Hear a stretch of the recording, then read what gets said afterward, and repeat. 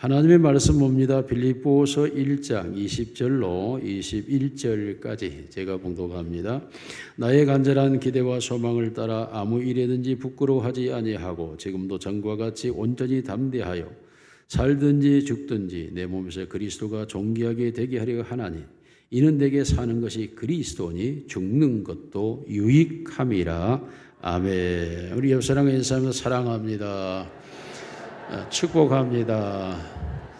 당신이 최고입니다. 당신이 최고입니다. 네. 한 사람이 천하보다 귀한, 여러분은 천하보다 귀한 존재고 영원히 하나님과 함께 사는 생명인 줄로 믿습니다. 고성장 저물가 시대를 지향하며 고공행진을 거듭하던 대한민국이 침몰 위기를 맞고 있습니다. 자유와 평화, 행복을 꿈꾸며 힘찬 날개를 펴고 나르던 대한민국이 추락해져가는 상황이 놓여 있습니다. 추락 정도가 아니라 어떤 면에서는 잘못하면 곤두박질 칠 정도이기도 합니다. 사실상 이 모든 원인을 들여다보면 한 사람 때문이라고 할 수 있습니다. 누구인지는 여러분은 알아서 생각하시고요.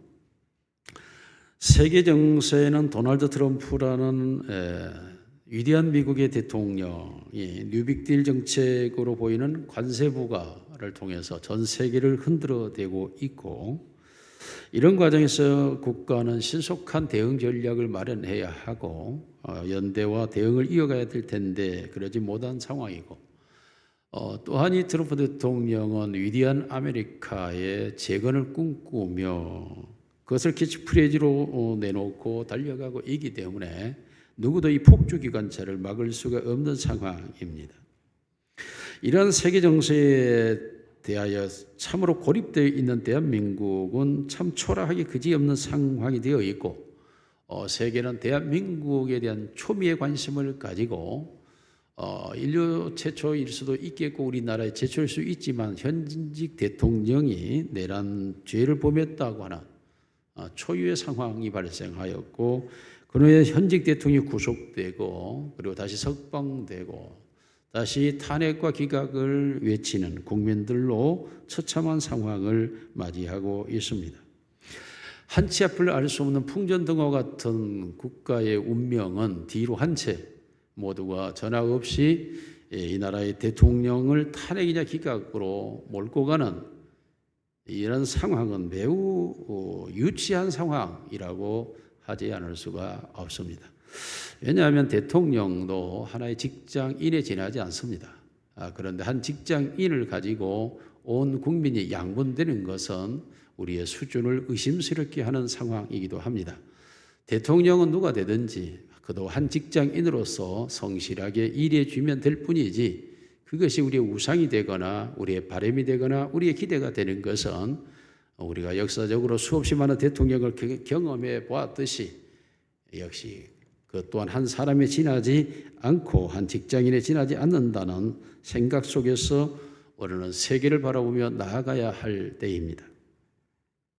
자, 이와 같은 상황도 우리가 참 안타까운 모습으로 바라보고 있음에도 불구하고 더욱더 안타까운 것은 성도라 부름받는 교인들이 이 자리에 참여하고 있고 이 일에 같이 관여하고 있으며 이 일에 동조 세력이 되어 있다고 하는 사실이 교회가 교회되지 못한 비극을 우리가 보고 있는 것입니다. 여러분, 교회는 물론 교인과 성도로 구분이 됩니다. 성도는 하나님의 참된 백성을 성도로 하고 교회를 다니는 사람을 교인이라고 하는데, 이 성도가 이렇게 부족한가 하는 생각이 들기도 하고, 오늘날의 교회가 성도를 만들어내지 못하고 교인들로 채워져 있는가 하는 의심도 갖게 하는 현실이기도 합니다. 진정한 성도의 모습을 우리는 성경에서 찾아볼 수 있는데, 신명기 33장 32절 같이 봅니다. 시작.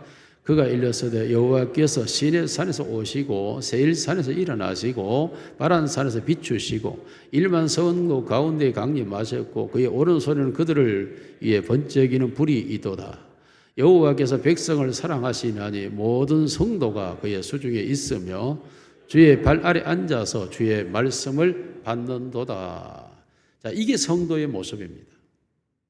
여러분, 하나님께서 자기가 성도로 택한 이스라엘 백성 가운데 오셔서 그 이스라엘 백성들이 지나가는 과정인 시내 산에서 율법을 전수하시고 세일 사는 아모리 족속의 전쟁터죠. 신명기 1장 44절, 신명기 1장 44절, 아모리 족속들이 이 세일산에 거하고 있고 이들이 이스라엘을 치러 내려옵니다. 같이 읽습니다. 시작. 그 산지에 거주하는 아모리 족속이 너희에게 마주 나와 볼때그같이 너희를 쫓아 세일산에서 쳐서 호르까지 이른지라. 이곳은 바로 하나님께서 시내산에 임재하시고 세일산에서 일어나셨다 하는 말은 자기 백성을 치러 오는 자들을 향하여, 아모리 족속을 향하여 하나님이 전쟁을 하신다라는 의미입니다. 바란산이라고 하는 곳은 바로 에돔 족속들이 있는 하나님의 심판의 대상이죠. 성경의 에돔 족속은 하나님의 멸망의 심판 대상으로 바벨론과 애국과 에돔을 항상 지명하고 있습니다.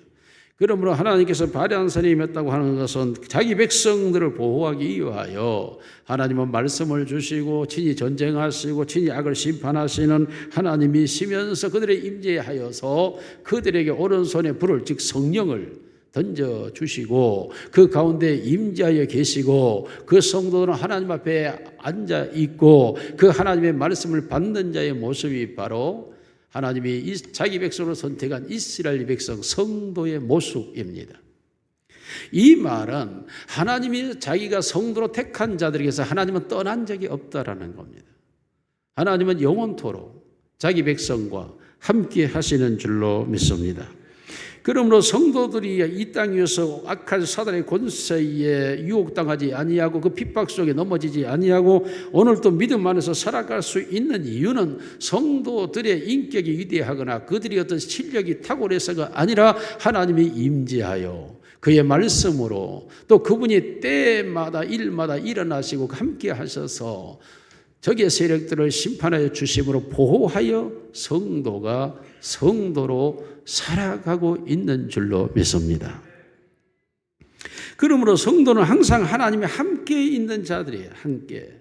하나님이 스스로 주권적으로 그 백성들을 보호하시고 인도하시고 이끌어 가시는 모습이 바로 구약의 이스라엘 백성을 통하여 하나님과 그 성도와의 관계가 어떠한가를 명명백백하게 우리에게 보여준 것입니다.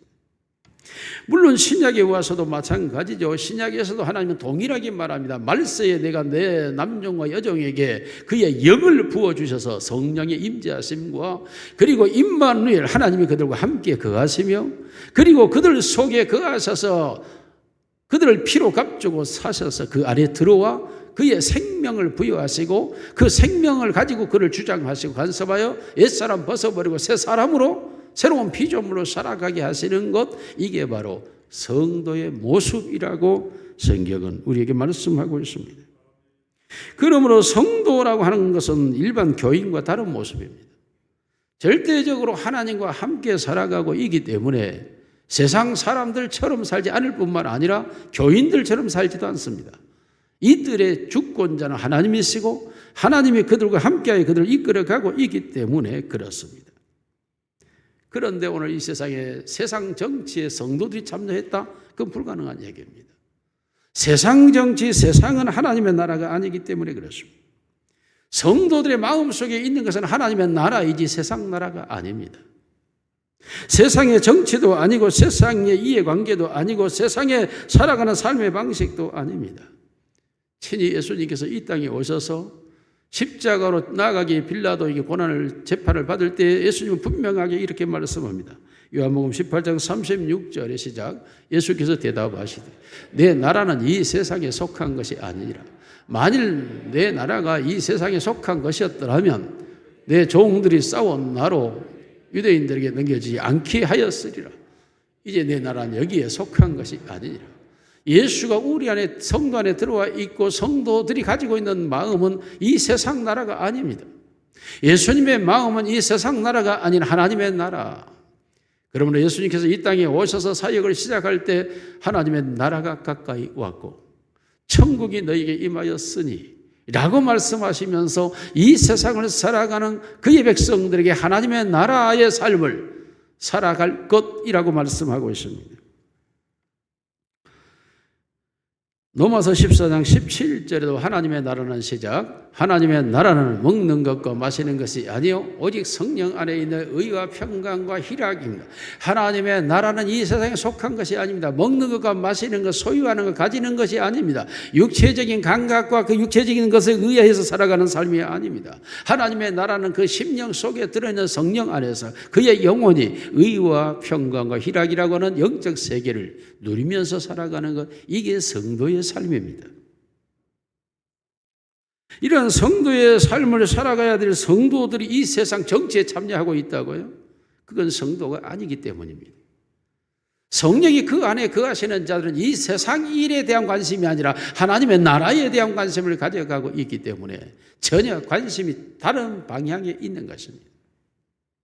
육에 속한 자가 아니고 영에 속한 자이기 때문에 당연히 영적인 일을 추구하고 그 일을 사모하며 그 일을 이루어가고 그 영적인 능력으로 세상을 지배하고 세상을 정복하며 세상을 다스리며 나아가는 자들이지, 세상 것에 매여 그것에 종속되어 그것에 복종하여 그 이끌림 받는 삶이 아니라고 성경은 우리에게 분명하게 말하고 있습니다. 그럼에도 불구하고 이 세상의 권력과 권세와 물질과 이 세상의 어떤 것들을 향하여 교회가 나아가고 있다고 하는 것은 그들은 교인일지 모르지만 성도, 하나님의 임재 속에 존재하고 있는 성도의 모습은 아닌 것입니다. 그러므로 진정한 성도의 삶을 어떻게 사는, 오늘 사도 바울이 분명하게 우리에게 세 가지로 말씀하고 있습니다. 오늘 우리가 이 말씀을 들으면서 성도의 삶이 되기를 주님의 이름으로 축원합니다. 성도의 삶은 첫째, 부끄럽지 않다고 말합니다. 아무 일에든지 부끄럽지 아니하고 라고 말합니다. 아무 일에든지 부끄럽지 않는 자, 이게 성도입니다. 왜 부끄럽지 않을까요? 성도는 세상 것을 추구하며 살지 않고 영적인 것을 추구하며 살아가기 때문에 세상의 잣대로 부끄러움을 만들어낼 수가 없습니다. 그러므로 하나님의 사람, 하나님의 성도들이 가지고 있는 것은 부끄럽지 않는데, 부끄럽지 않는 것이 삶의 목표가 아닙니다. 부끄럽지 않는 목표점은 나도 모르게 이루어져 있는 것이고, 그러면 무엇을 가지고 살아야 될까? 내가 부끄럽지 않게 살려고 마음을 먹고 아무리 살아도 부끄러워질 수밖에 없습니다. 부끄럽지 않게 산다고 하는 것은 결과물이거든. 그 결과물은 어떤 과정, 절차가 있는 거죠. 그 절차가 뭡니까? 오늘 사도 바울은 기대와 소망이라고 말하고 있습니다. 모든 사람들은 삶을 살아갈 때 기대와 소망을 가지고 살아갑니다. 오늘 하루도 시작하면서 기대와 소망을 가지고 살아갑니다. 잠을 자는 것도 기대와 소망으로 잠을 자는 거죠. 그래서 모든 인생은 기대와 소망을 가지고 살아가고 있고 살아갑니다. 그러나 그 기대와 소망이 세상적인 것이냐 아니면 영적인 것이냐에 따라 결과가 부끄러워질 수 있고 부끄럽지 않을 수가 있는 것입니다. 그러므로 부끄럽지 않게 살겠다라고 몸부림치는 것이 중요한 것이 아니라 내가 기대와 소망을 따라 살고 있느냐가 중요한 것이고 그 기대와 소망이 무엇이냐가 더 중요한 것입니다. 내가 가지고 있는 기대와 소망이 여전히 세상적인 것이고 육적인 것이라면 부끄러움에 도달될 수밖에 없고, 내 안에 있는 내가 영적인 것을 추구하며 그 영적인 것을 향한 간절한 기대와 소망, 그 기대와 소망으로 내가 오늘을 살아가고 있다면 나는 부끄럽지 않을 수 있습니다. 심지어 사도 바울은 단순한 기대와 소망이 아니라 간절한 기대와 소망이라고 말합니다. 왜냐하면 우리의 기대와 소망이 옅은 마음이라면 쉽게 그것이 저버릴 수 있고 포기할 수 있고 변질될 수 있기 때문에 사도 바울은 간절함이라는 단어를 그 앞에 전제하고 있습니다. 정말로 내 마음이 다하여 내 인생이 다하여 내 생명을 다하여 내 모든 것을 다하여 이루고 싶어하는 기대와 소망, 이것이 내 마음에 있다면 나는 아무 일이든지 부끄럽지 않은 자가 될 수 있지만은 내 마음에 가지고 있는 간절한 이 기대와 소망이 간절하지 않을 뿐만 아니라 세상 것이라면, 아니 세상 것이 더 간절하다면 그런 부끄러움에 도달될 수밖에 없는 것입니다. 성도란 부끄럽지 않아야 된다는 것입니다. 어떤 말을 했어도 어떤 일을 했어도 어떤 모습을 드러냈어도 부끄럽지 않아야 된다는 게 성도인 것입니다. 그런데 세상이 지탄하고 세상이 조롱하고 세상이 비웃는다고 하는 것은 부끄러운 것이고 그 부끄러움은 세상 것을 추구하기 때문에 세상이 지탄하고 조롱하는 것입니다. 예수님께서 성도는 세상의 빛과 소금이라고 말씀하고 있습니다. 어둠을 밝혀야 되고 어둠 속에 빛을 비춰야 되는 것입니다. 이런 자신을 헌신하고 희생하는 것입니다. 열을 내기 위해서는 자기가 태워져야 빛이 나는 것이고 소금이라고는 자기가 녹아져야 맛을 내는 것입니다. 세상 것에 대하여는 헌신과 희생으로 다 버리는 자들, 그럴 때 진정으로 세상에 빛이 되고 소금이 되는 것이지, 세상 사람들과 똑같이 야합하고 그것에 같이 선동되고 그게 충동되고 그것을 따라가는 삶을 살아서는 결국 세상의 빛과 소금이 될 수 없을 뿐만 아니라 아무리 부끄럽지 않는 자의 삶을 살아갈 수가 없습니다. 이미 마음의 기대와 소망이 그를 지배하고 있기 때문에 그렇습니다. 기대와 소망이 세상 것을 가지고는 결코 내가 부끄럽지 않게 살아갈 수 없는데 성경 우리에게 분명하게 말하고 있습니다. 우리의 기대와 소망이 뭐냐? 갈라디아 5장 19절 말씀이 읽습니다. 시작. 육체의 일은 분명하니 곧 음행과 더러운 것과 호색과 우상 숭배와 주술과 원수 맺는 것과 분쟁과 시기와 분냄과 당 짓는 것과 분열함과 이단과 투기와 술 취함과 방탕함과 또 그와 같은 것들이라. 전에 너희에게 경계한 것까지 경계하노니 이런 일을 하는 자들은 하나님의 나라를 유업으로 받지 못할 것이라.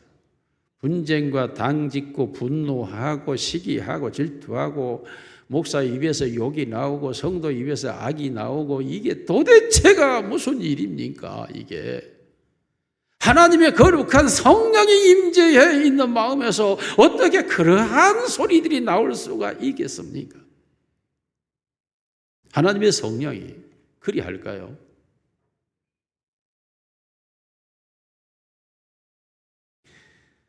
결국 하나님의 성령이 거하지 않고 육체의 소욕을 따라가기 때문에 성도들이 아닌 자들이죠. 우리가 성경 몇 군데 더 보겠어. 로마서 6장 같이 봅니다. 우리가 알거니와 우리의 옛사람이 예수와 함께 십자가에 못 박힌 것은 죄의 몸이 죽어 다시는 우리가 죄에게 종노릇하지 아니하려 함이니. 에베소 4장 22절 너희는 육의 욕심을 따라 썩어져 가는 구습을 따른 옛사람 벗어버리고. 골로새 3장 9절 너희가 서로 거짓말하지 말라. 옛사람과 그 행위를 옛사람이라고 표현되고 있는 성령으로 거듭나기 전, 예수 그리스도를 영접하기 이전, 예수 생명이 들어오기 이전, 하나님의 말씀이 지배하기 이전에 그 모습들, 그 사람들은 다 벗어버리고 죽어버리고 사라져버리고 이제는 예수 안에 새 사람이 되어 있는 게 성도.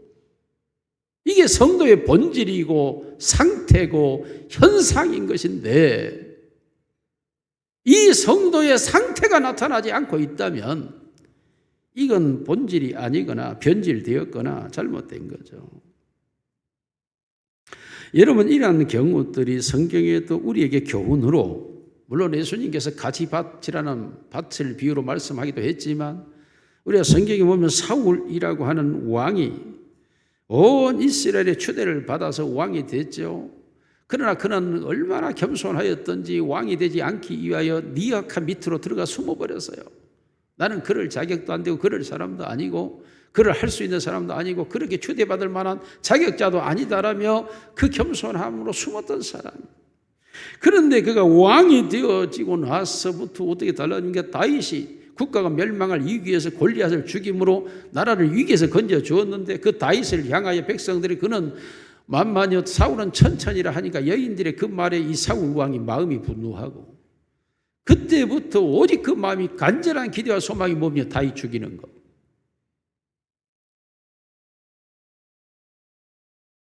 여러분, 이와 같이 잘못된 모습을 성경이 우리에게 분명하게 말하고 있습니다. 말하고 있어요. 권력을 추구하는 것, 이게 얼마나 어리석은 것인가를 우리가 말하고 있는 거죠. 우리 총회에도 재밌는 속담이 있어요. 부총회장 때는 겸손한데 총회장만 되면 다르다, 이런 말이 있어요. 권력의 자리에 앉게 되면 사람이 변질되어 버린다는 거죠. 달라져 버린다는 거예요. 어떤 물질의 욕심이 들어와 버리면 물질의 노예가 되어버리는 거예요. 어떤 시기심이 들어와 나를 지배해버리면 시기의 종이 되어버리는 거예요. 투기심이 들어와 있게 되면 투기심의 종이 되어버리는 거예요. 여러분, 이렇게 되면 자연히 거기에서 분쟁이 나오게 되고 다툼이 일어나게 되고 거기서 반드시 문제들이 발생할 수밖에 없는 거죠. 왜입니까? 죄가 들어와서 죄의 종노릇하기 때문에 그렇습니다. 그러므로 예수 그리스도가 십자가의 죽으심으로 우리를 사버린 것은 우리가 옛사람을 벗어버리고 죄의 종에서 해방되어 다시는 죄를 범치 않게 하기 위함이라고 말씀하고 있는 게 성도의 모습인 것입니다. 갈라디아 2장 20절 같이 읽습니다. 시작. 내가 그리스도와 함께 십자가에 못 박혔나니 그런즉 이제는 내가 사는 것이 아니요 오직 내 안에 그리스도께서 사시는 것이다. 내가 육체 가운데 사는 것은 나를 사랑하사 나를 위하여 자기 자신을 버리신 하나님의 아들을 믿는 믿음 안에. 사도 바울이 끊임없이 그 말을 합니다. 내가 지금 이곳에 있는 게 좋은 게 아니라 하나님의 나라에 가 있는 것이 훨씬 좋으나 내가 이 육체 가운데 아직 있는 것은 내게 맡겨진 그 일을 이루기 위함이다. 그러므로 내가 육체 가운데 사는 것은 나를 위하여 사는 것이 아니라 그를 위하여 살고 있을 뿐이라고 바울은 끊임없이 외치고 있는 것입니다. 여러분, 성도들의 간절한 기대와 소망이 무엇이 되어야 합니까? 진실로 내가 간절한 기대와 소망을 내 자의적 결정에 의해서 내 안에서 내가 가진 것이 아니라 하나님이 임재하여서 하나님의 성령이 우리 안에 들어오니까 너희가 성령이 임하면 권능을 받고 예루살렘과 유다 산 끝까지 이르되 증인되라 복음의 증언자가 되고 하나님의 나라를 이루어가는 일꾼이 되는 것 내가 아니죠. 하나님의 성령이 내 안에 들어오셔서 나로 하여금 그런 사람을 만들어버리고 실제로 예수님의 12 제자들뿐만 아니라 120문도뿐만 아니라 그 위에 수많은 사람들이 다 성령이 임하자 그들은 하나님의 나라를 위하여 복음을 전파하며 생명을 구원하는 일에 일생을 살아. 그가 아니라 하나님의 성령이 그들 속에서 역사를 이루어가는 거죠. 하나님의 성령이 임하게 되면 우리의 옛사람이 얼마나 못난 인격을 가지고 있습니까? 그러나 성령이 우리 안에 들어와서 성령이 역사하게 되면 우리 인격이 변화되어서 사랑과 희락, 화평과 오래참과 자비, 양사, 충성과 절제 같은 이런 열매들이 주렁주렁 맺혀가면서 내 인격이 나도 모르게 성령의 열매들로 변화되는 줄로 믿습니다. 성령이 우리 안에 들어오게 되면 그 성령이 우리 속에 들어와서 각양의 은사를 우리에게 주어서 하나님을 섬길 수 있도록 하나님께서 우리를 주장하여 주심으로 하나님의 사역을 이루어 가신다라고 말했습니다. 그렇다면 이 말씀을 통해서 우리가 적용해 본다면 우리들 속에 있는 간절한 기대와 소망이 무엇입니까? 하나님의 나라요, 하나님의 사람이요, 하나님의 일이요. 내 안에서 오직 간절한 기대와 소망이 옛사람일 때는 나를 위하여 내가 잘 되고 내가 잘 먹고 내가 잘 이고 내가 잘 살고 내가 높아져야 되고 내가 이루어가야 되고 내가 무엇인가 가져야 된다는 생각, 그러한 기대와 소망 속에서 세상을 살아왔던 내 인생이었지만 이제는 그 모든 것을 사도 바울이 말하는 배설물처럼 냄새나는 지저분한 것들로 버리고 예수 그리스도를 아는 것이 내게 가장 고상한 지식임을 인하여 내가 그 진리를 받았으니 그 진리를 가지고 살아가는 삶으로 바뀌어져 버리는 것이 바로 진정한 성도의 모습, 성령이 임재한 하나님의 사람들입니다.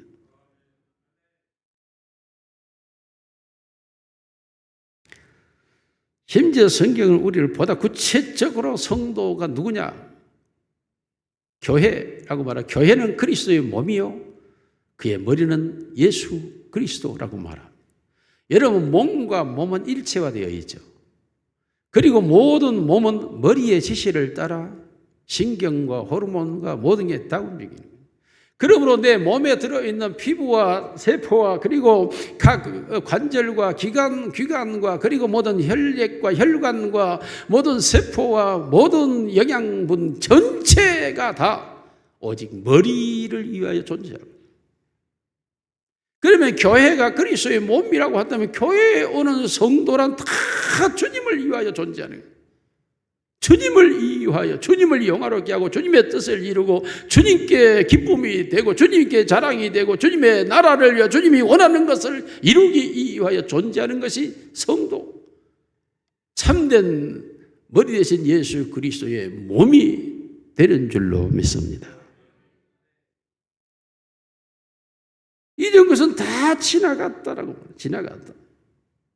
그러므로 이제는 완전 성도의 삶을 살아가기 때문에 이와 같은 삶을 살아갈 때에 육체의 소욕을 이루지 않고, 오늘 사도 바울이 감옥에 갇혔습니다. 그랬더니 사람들이 바울이 감옥에 갇혔다 비난하고 조롱하면서 바울이 전한 복음이 그 사람 가짜다, 우리가 전한 복음 예수가 진짜다고 전한. 그러니까 사도 바울이 감옥에서 그 소식을 듣고 말하는 거예요. 내가 부끄럽게 되든 어떻게 되든 가장 중요한 게 뭐냐? 그리스도의 복음이 전파되는 것, 그게 가장 중요한 것이다. 그러니 나의 간절한 기대와 소망은 뭐냐? 여기서 나가는 것이 아니다. 나가는 것이 아니다. 내가 어떤 경우에도 주를 위하여 부끄럽지 않는 자가 되는 것, 이것이 바로 나의 간절한 기대와 소망이라고 말하고, 어떤 경우에도 교회가 잘 되는 것, 어떤 경우에도 생명이 구원하는 것, 하나님의 나라가 확장되는 것, 이것이 바로 나의 소원이라고 말하고 있습니다. 그렇습니다. 오늘 성도들은 그 속에 하나님의 성령과 말씀이 그를 지배하고 있기 때문에 오직 하나님의 나라를 이루어가는 그 간절한 기대와 소망이 지배하고 있기 때문에 오직 그 마음으로 일하기 때문에 아무 일에든지 부끄럽지가 않아요. 세상의 것을 생각하게 되면 거기는 이해관계가 따라가게 되고 계산이 따라가게 되고 거기는 정치가 존재하게 되고 거기는 속임이 존재하게 되고 거기는 뭔가 온갖 잡다한 것들이 존재하기 때문에 그 결과는 부끄러울 수밖에 없는 거예요. 어떤 경우에도 부끄러워질 수밖에 없습니다. 그러므로 성도는 아무 일에든지 부끄럽지 않는 삶이 되어야 할 줄로 믿습니다. 두 번째로 성도의 삶은 온전히 담대하여, 그래서 온전히 담대하게 사는 것이다. 성도는 담대하죠. 왜 담대하게 살 수밖에 없습니까? 죽음이 두렵지 않거든요. 성도의 삶은 죽음이 두렵지가 않아요. 이는 내게 사는 것이 그리스도니 죽는 것도 유익하다. 죽는 것이 유익하다. 죽는 것이 사는 것보다 더 낫다는 거예요. 아멘 안 하잖아요, 지금. 죽는 것이 사는 것보다 낫다니까요. 어째 아멘들을 안 하시네. 실제로 죽는 것이 사는 것보다 나아요. 어째 아멘들을 안 하실까? 여러분이 아직 천국을 안 가봐서 그러죠. 이 세상에서만 사니까 지금 그걸 몰라서 그래요. 정말로 이 세상을 떠나 하나님의 나라에 들어가는 순간 그 영화로움은 가히 무엇으로 표현할 수가 없어요. 네. 얼마나 영광스러운지, 우리의 이 연약함과 부족함 때문에 몸부림치고 있는 이것들이 다 벗겨져 버려요. 우리의 마음속에서 정말로 다 원하는 자체도 100% 원하지도 못해요. 사랑을 원한다고 해도 사랑의 겉모습만 원하지 진짜를 모르기 때문에 원할 수가 없는 거예요. 진짜를 모르니까. 진실이 무엇인지 진실을 추구하지만 진실의 진실이 무엇인지를 모르니까 그저 겉모습의 진실만 추구하는 거예요. 그런데 실제로 이제 그 모든 옛사람이 정말로 다 벗어져 버리고 하나님이 창조한 새 생명으로 그 나라에 들어가는 그 순간은 얼마나 내가 정말 자유가 무엇인지, 평화가 무엇인지, 기쁨이 무엇인지, 사랑이 무엇인지 온전하게 깨닫는 그 세계는 이 세상의 그 무엇으로는 비교할 수가 없는 세계죠. 그러므로 3층 천을 다녀왔던 사도 바울은 알아요. 그 세계를 갔다 왔으니까. 그래서 죽는 것이 나는 유익하다, 유익하다, 죽는 것이. 그런데 아직 이 세상에 내게 해야 할 일이 있어서 하나님이 내 생명을 살려놓았는데 나 그 일을 하고 있을 뿐이다. 그러나 나는 죽는 것이 더 유익하다. 여러분, 이 세상을 살아가면서 내가 죽는 것이 유익하다는 태도로 삶을 살아간다면 이 세상의 삶에 두려울 것이 무엇이 있습니까? 무엇이 내게 염려가 되고 무엇이 내게 근심이 되겠습니까? 그러므로 내가 담대하여 이 세상의 죽음을 이겨버린 사람, 죽음을 정복해버린 사람은 이 세상에 그 어떤 것도 그 사람을 해야 할 권세가 존재하지 않아요. 이 세상의 최종의 가장 큰 권세는 죽음인데 그 죽음을 정복해버리고 그 죽음을 이겨버린 사람에게 죽음이 무슨 힘이 되겠습니까? 그러므로 죽음의 권세를 뛰어넘어 버린 거죠. 죽음의 권세를 뛰어넘어 버렸기 때문에 이 세상에 살아가는 삶 자체가 조금도 부담이 되거나 어려움이 존재하지를 않죠. 사람들이 명예를 추구하고 권력을 추구하고 물질을 추구하고 세상의 것들의 육신의 것들을 추구하다 보니까 사람들이 그것에 이루어지지 못할 것에 대한 불안이 있고 두려움이 있고 위기가 있고 그런 것들로 인하여 고통하고 살아가지만은 이 세상에 죽음을 초월해버린 사람에게는 그 모든 것들을 다 정복해 버렸기 때문에 그것이 그 사람을 해할 수 있는 권세가 존재하지를 않습니다. 어떤 것도 그를 해할 수가 없어요. 어떤 것도 그를 가로막을 수가 없습니다. 여러분, 이 세상은 우리가 흔히 말한 대로 화물은 11홍이라고 말했잖아요. 곤불 10년이라고 말하지 않습니까? 이 세상에서 우리가 무엇을 가지고 그것을 가지고 산다고 해도 얼마나 우리가 살 것 같습니까? 그리고 그것을 가지고 누린다고 할 때 우리가 얼마만큼 누릴 수 있을 것 같습니까? 사실은 자유를 누림도 죄에 갇혀 있고 사랑을 함도 죄에 의해서 짓눌려 있기 때문에 우리가 평화를 누린다고 하지만 온전한 평화에 도달되지를 못해요. 이게 한계성. 그러므로 이 세상에 그 가지고는 우리가 그 어떤 것도 이룰 수 없음에도 불구하고 사람들은 거기에 매여 있어요. 매여 있기 때문에 이 세상에서 성경이 그렇게 우리에게 말하면 진리가 너희를 자유케 하리라. 내가 주는 평안은 세상이 주는 것 같지 않다. 성령이 하나 되게 하성을 힘써 지켜라. 하나님께서 우리에게 주시는 그 놀라운 은혜의 세계를 경험하지 못하고 맛보지 못하는 것이 바로 이 세상 것을 이기지 못했기 때문에, 그래서 세상 것에 대한 두려움이 우리 마음에 엄습해 있기 때문에, 심지어 이것이 요즘은 집착적이라고 그러잖아요. 집착적인 건강염려증, 자식 집착증, 자식에 대한, 사람들이 하나님에 대하여 말씀에 대하여 가져야 될 태도를 갖지 못하니까 병증을 갖게 돼요. 그 병증이면 건강염려증부터 시작해가지고 모든 것에 집착된 증세가 우리들을 지배하고 있는 거예요. 먹는 식탐까지도 마찬가지예요. 다.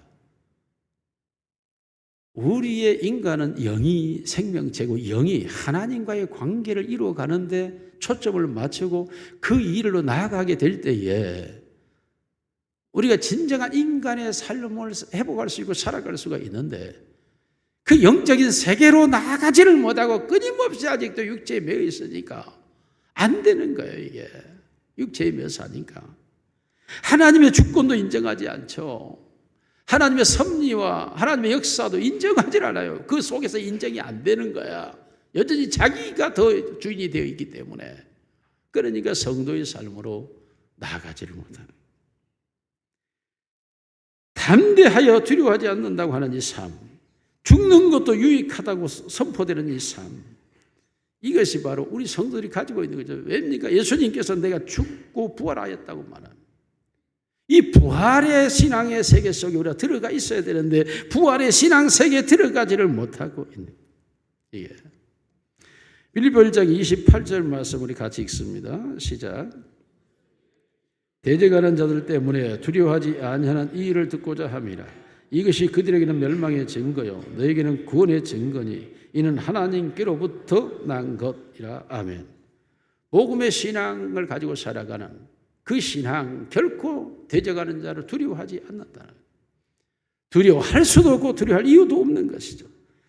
다 이기며 나가기 때문에 내 안에 담대함이 들어와 있습니다. 천만이 내 곁에 넘어질지라도 난 넘어지지 아니하고, 하나님의 사랑에서 나를 끊을 자가 누구이냐? 끊을 자가 없는 이 놀라운 세계 속에 내가 들어와 있다면, 이 세계 속에 모든 것이 나의 의식으로 형성화되어 있다면 나는 이 세상에 어떤 것도 불안해하거나 무서워하거나 두려워할 이유가 없는 거죠. 어떤 것도, 어떤 상황도. 그러므로 요한 1서에서 사도 요한은 우리에게 말합니다. 그도 삶의 사람이 얼마나 많은 두려움을 겪었겠습니까? 그 어린 나이에 예수님의 제자가 돼가지고 정말 모진 세월을 살았죠. 그럼에도 불구하고 사도 요한이 그렇게 말합니다. 하나님의 사랑을 말하면서 하나님의 사랑은 우리의 두려움을 내어 쫓나니 두려움이 있는 자는 하나님의 없는 자, 하나님의 사랑을 받지 못한 자, 그가 두려워하는 자라는 거예요. 하나님의 사랑을 입어버린 자는 어떤 경우에도 두려워하지 않는 자라는 거예요. 이미 하나님의 나라가 임하여 버렸고 하나님의 세계가 내 안에 와버렸기 때문에 이 세상이 나를 어찌할 수가 없는 나의 모습이 결코 세상에서 초월되어 있는 자신의 모습을 보게 되는 겁니다. 이게 성도예요, 성도. 성도라고 하는 것은 담대하여 죽는 것도 유익함이라는 태도로 삶을 살아가기 때문에 세상이 감당할 수 없는 사람. 오늘 성도의 삶이라고 하는 것은 어떤 경우에도 담대하고 두려워하지 않아야 된다는 것. 그런데 교회인들이 길거리에 나가가지고 하는 말이 이 나라가 공산주의가 되고 그러면 교회가 자유를 잃어버리고 아닌가? 교회를 지키기 위해서 내가 길거리에 나와 있다. 미친 소리예요. 그게 말이 될 소리입니까?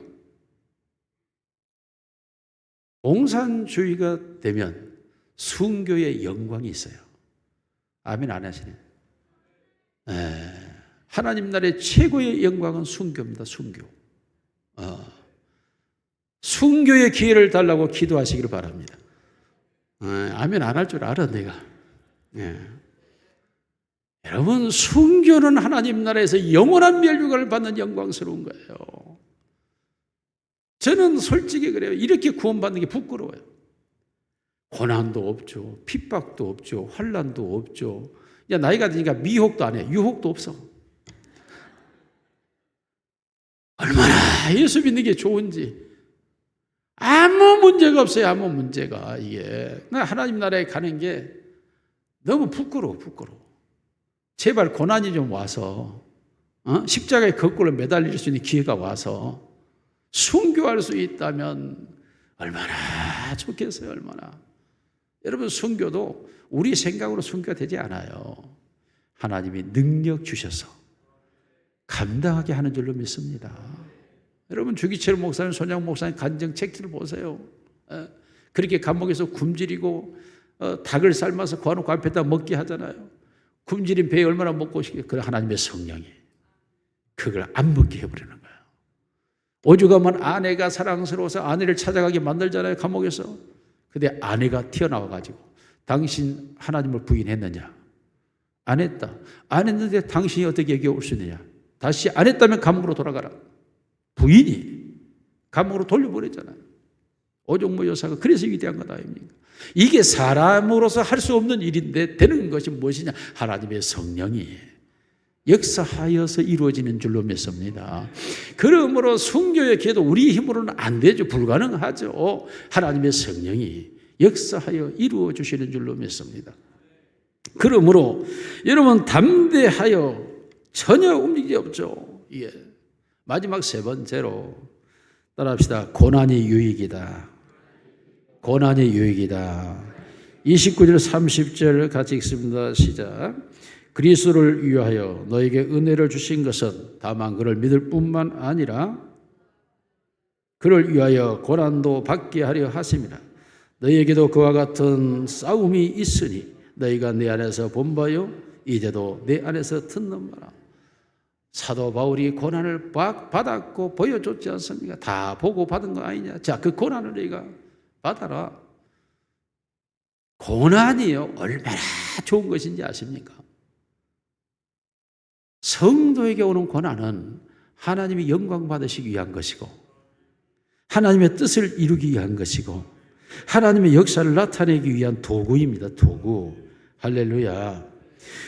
그러므로 고난을 받았던 욥도 우리가 고난이라고 하는 게 뭡니까? 사람과의 관계가 깨어지는 것, 물질의 손해가 오는 것, 재산이 몰수당하는 것, 또한 몸의 건강을 잃어버리는 것, 이런 걸 고난이라고 말하지 않습니까? 욥이 이 고난 다 왔지 않습니까? 심지어 그 아내가 내가 믿는 하나님 저주하고 죽으라 하고 떠나버리지 않습니까? 홀로 제 가운데 앉아있고 나머지 친구들의 위로받기 위해서 왔는데 친구들도 다 비난하지 않습니까? 너희가 숨은 죄가 있어서 그 고난 당한 게 아니냐. 욥은 한 말로도 범죄하지 아니하고 주신 이도 여호와시오 취하신 이도 여호와시오니 여호와의 이름이 찬송을 받으실지니이다. 욥이 하나님께 찬송을 드리죠. 그러자 욥의 모년에 하나님이 복을 주사 갑절의 복을 주셨고 전국에서 뛰어난 미녀들로 따라주셔서 할렐루야 복을 받은 거예요. 여러분의 딸들이 미녀가 아닌 것은 여러분이 고난을 안 받았기 때문에. 고난을 받아야 딸이 미녀로 주시는데, 여러분 하나님의 사람 다윗이 고난을 안 받았습니까? 다윗이 어린 나이에 하나님의 부름 받았는데 죄를 질 틈이 언제 있었습니까?